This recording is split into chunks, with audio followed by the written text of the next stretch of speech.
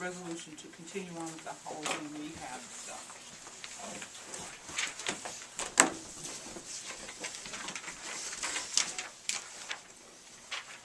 That's the green. Yep.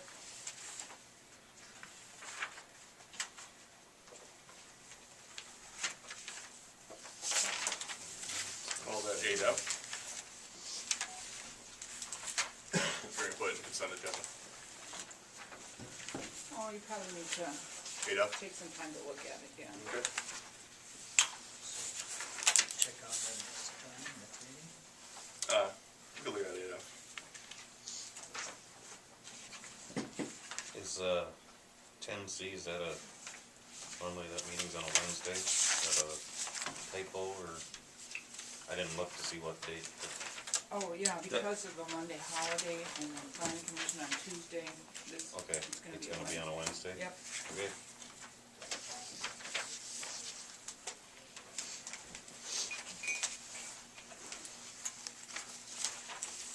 So 8F, I have 2013 text, 129. Everybody okay with that? Move to approve as amended? Second. Motion by Mr. Hansi, second by Mr. Dahl. Any questions, comments, or otherwise? All in favor of the motion, say aye. Aye. All opposed? Motion passes, thank you. Number 3, approval of minutes. 3A, regular meeting, December 9, 2013, see attached.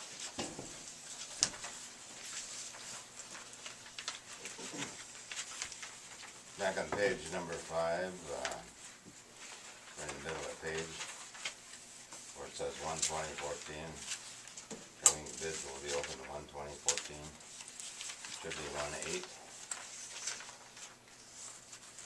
No, No? I beg to differ. The council approved 120. We changed it back to 1/8, and I let the council know that. Part of the discussion the council allowed was some leeway with the language, and it was determined, Councilmember Collinson wanted to push that opening to the 8th so council could get on the 13th. But the minutes state what are accurate for what the discussion So was. they're gonna stay that way? Leave them that way? Nope. Change it back to the 8th. Right, but the minutes need to reflect what the council said, and the council said the 20th. The notice that's in the paper and the notice that's on the forms. all Is the say 8th. 8th, yeah. We can't retroactively go back and change what the council discussed.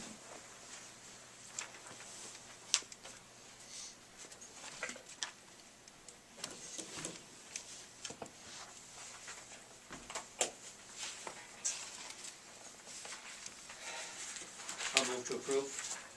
Second. Motion by Mr. Bunke, second by Mr. Hansi. Any other questions or comments? All in favor of the motion, say aye. Aye. All opposed? And the motion passes, thank you. Number 4, appearance of interested citizens for any topic other than public hearing topics. Please state your name for the record, sir. Paul Corcoran. I got a few comments I just want to bring up. The public works position as a qualified trained individual is an important member of the volunteer community. Fire and ambulance relies on trained people who are able to respond during daytime hours. Makes fiscal and practical sense to keep this individual working in our community. The city has already invested training of this individual through public works, fire, and ambulance.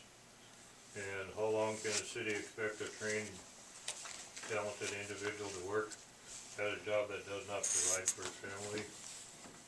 Respectfully, myself and Glenn Humble. Thank you, sir. Go ahead, state your name for the record, sir. Dave Lombard.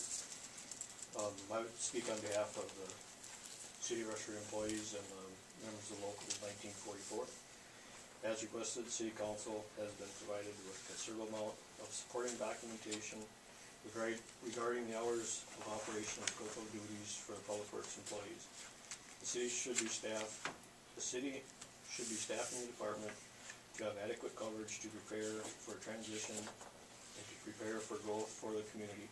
The department has been and will continue to be committed to providing quality services to the community.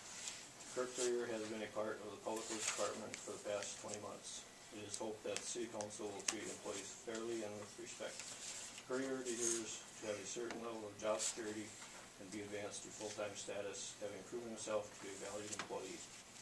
Moving Courier to full-time is not just good business practice, but it's also an ethical, correct thing to do. Thank you. Thank you. Yeah. How about you go first, Lynn? Yes, Lynn Humble. I just want to say that, just putting it in terms that hopefully everybody can understand. I don't remember how many years Kurt's been on the ambulance crew, and I don't know how many years he's been on the fire department. But we are very short during the day on both of those crews. And if he doesn't stick around, if we don't have him in town for us to rely on, we're going to be even more short during the day on both the fire and the ambulance. And we're not gonna be able to do the best as we have been doing in the past. Thank you. Adam Ike. I'm here to support the hiring of Kurt also full-time. Like Paul and Lynn and Dave touched on, he's been here a very long time. He's been a very hard worker for us. If you look at other surrounding towns, they're having problems getting volunteers, EMTs and stuff of that nature, to where they're getting to the point where they're not able to provide the service that they should be providing. So by having Kurt here, and on full-time, we also get a full-time EMT and firefighter during the day when we need them the most, because a lot of our other volunteers are off at their jobs outside of town. Thank you. Thank you. Anybody else?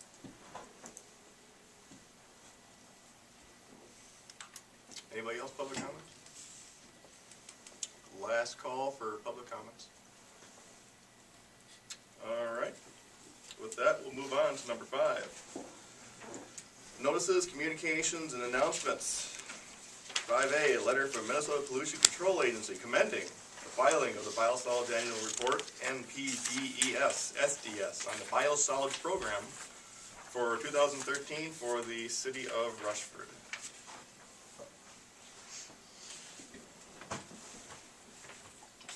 Kudos to staff for that.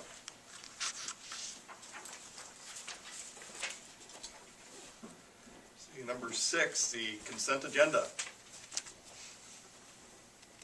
Are there any questions, comments, or anyways on the consent agenda?